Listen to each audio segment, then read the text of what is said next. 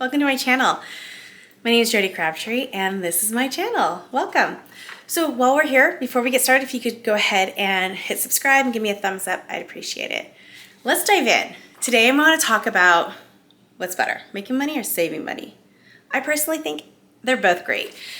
And if you're making money, obviously you want to save more money, but if you're currently already in a position where you're working, you're trying to pay down your debt, sometimes you have money to be saved within your current budget you just haven't looked at and haven't paid attention to. So we're going to start there.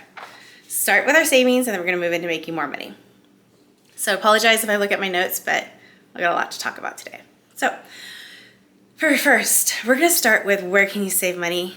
And I like to think them on pretty much all the time. My cell phone. You guys, we can save money on our cell phones.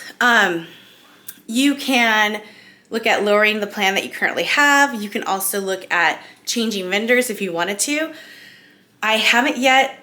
I've been looking into Mint Mobile for the kids, and I think that's something I might move them to. And then if it's successful for them, I'll move myself.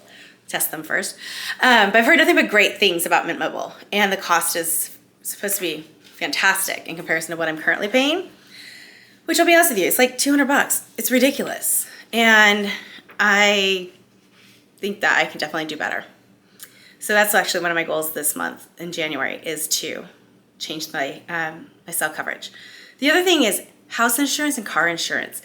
Insurance companies don't really give you a validation for being a longtime member. So when you're talking to them, see if you can get a loyalty discount. I also ask for discounts pretty much on everything, by the way. You'll learn that about me. But if they don't, shop around. There are plenty of companies out there that you can get the same coverage, sometimes even better, for a lesser amount. So I highly recommend shopping your insurance at least once a year. So January, start shopping your car insurance, start shopping your house insurance. That way you can try to actually save more money. But when you are asking for discounts, don't just ask for a discount. Ask them hey, do you offer any student discounts if you're a student? Yeah, even if you're an adult student, ask for the discount. It can help.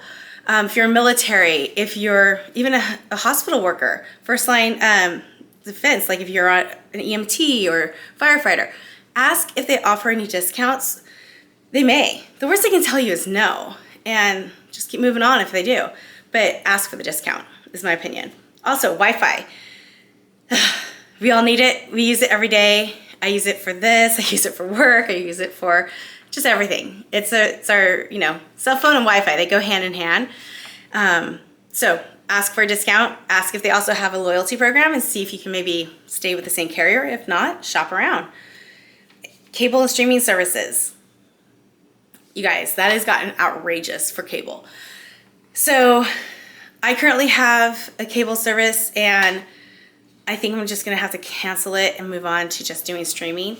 But I have to also be aware that if I have 5 or 6 streams, it could be the same cost as the cable. So it's really important for us to look and see, hey, is this really going to be a net or is there actually a cost savings? So keep that in mind, but also ask for the discount. Ask, hey, I've been a loyalty customer. I've been here for 2 years. Do you offer any discounts for loyalty customers? Again, the worst they can say is no, and you just move on. Quick way to help yourselves on our phones. Delete DoorDash and Grubhub. It's life-changing. You save so much money when it's not in front of your face and it's not right there. Some people love it, but I hate the fact that if I'm gonna order, Chipotle, and I know if I walked in there, I could get something for $11, but it's gonna cost me $17 or $18 to have it delivered to my house, which is less than it would cost me to drive my happy ass over there.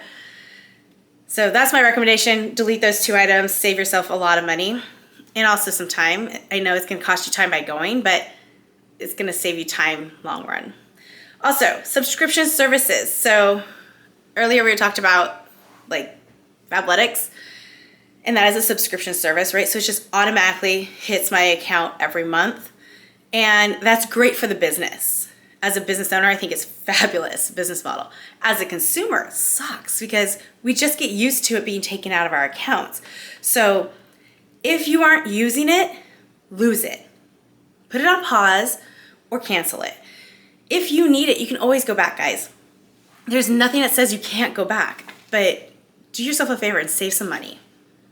Also, Costco. I love Costco. I've been a member for a while.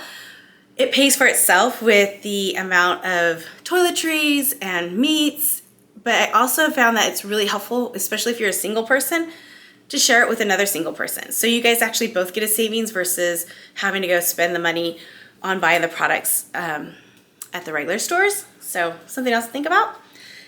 So now we're gonna switch over to making money. I do love making money. So let's talk about that savings that you guys just got from trimming down your Wi-Fi, your cell coverage, getting a better cost on your insurance, getting rid of those subscriptions. And let me tell you guys, those subscriptions add up fast. I cut 3 subscriptions this week. And let me tell you, one of them was Fabletics. That $59 a month times 12 is $708 a year. It's insane. I got 2 others, one for $47 and one for $30. The total savings over the course of a year is $1,632. That's huge, huge. So that's just 3 of them, guys. It's not even like going through my insurance yet, which I'm still doing.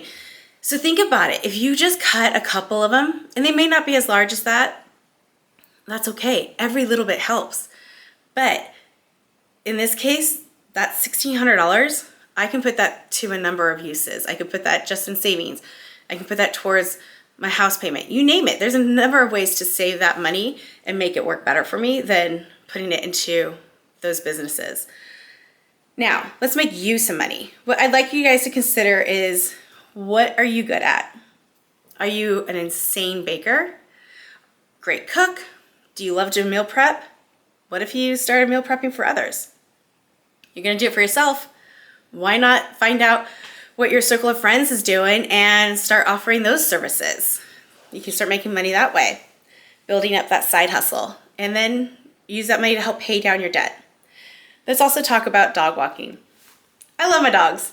Some days I wish I had a dog walker, but I am their dog walker, or do they walk me? That's the question. Anywho, so dog walking, house sitting, dog sitting. I've also ranch sat, like for a big ranch, and feeding their cattle, feeding their horses. It's not that hard, guys. It's super simple. You just toss the feed that they tell you to toss, and you walk the dogs if that's what you're doing, and you're getting paid to just kind of like hang out. Sometimes it's nice to also just be in a different environment, so that's something else to consider, but you can make really good money. You can also do Rover and work for Rover if you want to, but for me, I just think that you're gonna lose that margin for yourself, so why not make more money for yourself? But let's also see about digital products. So I love digital, huge component of it. And if you're right now watching this, you're already on a digital product. So let's talk about, what are you good at? What do you do day to day? Are you one hell of an editor? Do you read my emails and go, oh, there's some grammatical errors there, girl? Then you might want to consider starting editing on the side. Why not offer those services on Upwork or on Fiverr? If you're a really good writer, why not be a ghostwriter or a content writer?